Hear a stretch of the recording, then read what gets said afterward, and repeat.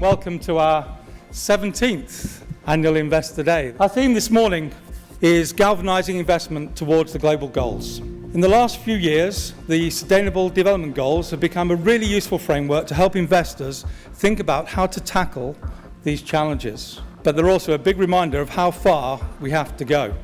But the great thing is that by investing in a future like this, we have a great opportunity, and one that can create lasting economic value. There seems to be, just in the last few years, this really growing momentum, unstoppable momentum for all these ideas. And it feels like we've got an opportunity to take everything to a different level, to a different scale.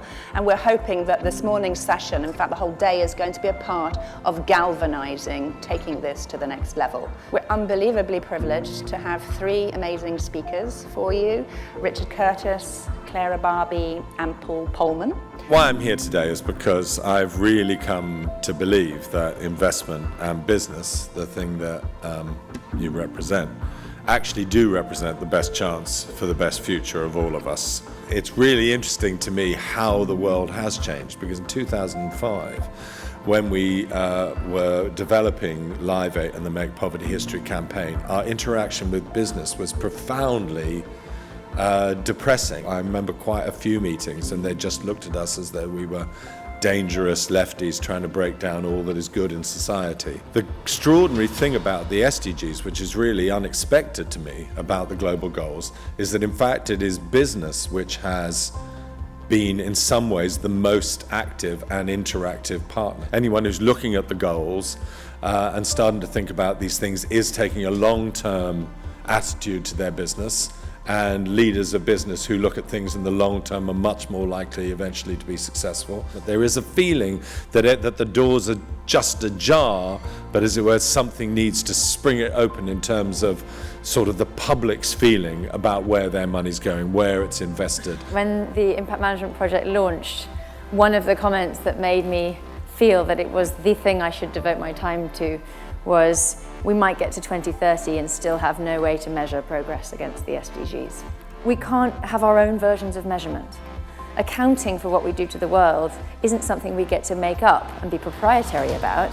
It has to be something that we all agree on. But what it means is that the SDGs require us to deliver positive outcomes for people, specifically those that don't have them. When it comes to choosing investments, it means that we cannot just look at the outcomes of an investment. Is it in healthcare? Is it in education? We have to look at who it's for and whether it's making a difference in their life relative to what that population would otherwise have experienced. If you look at the impact of the underlying companies and you look at the investors' contribution, you can start to map the entire universe of products out there that could have an impact on the SDGs.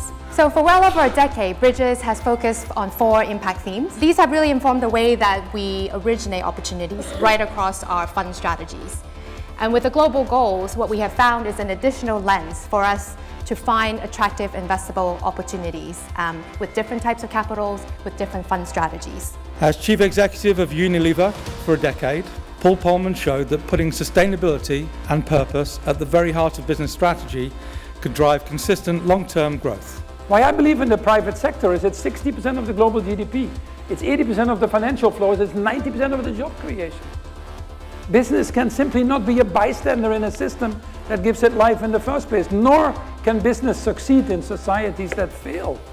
When I run Unilever, I said, one day I got this sort of revelation that said, we're going to run all of our 572 factories at zero waste to landfill. But people said it's impossible. I said, okay, if it's impossible, take 5 years. I always believe in setting targets that are a little bit audacious, targets that you feel uncomfortable with, and certainly targets that you don't know how to achieve. There are very few CEOs and very few governments that set targets that they don't know how to achieve. Hence, it's all straight line management. We're actually at the point right now that the cost of not acting is becoming higher than the cost of acting. The cost we are incurring on each of these 17 Sustainable Development Goals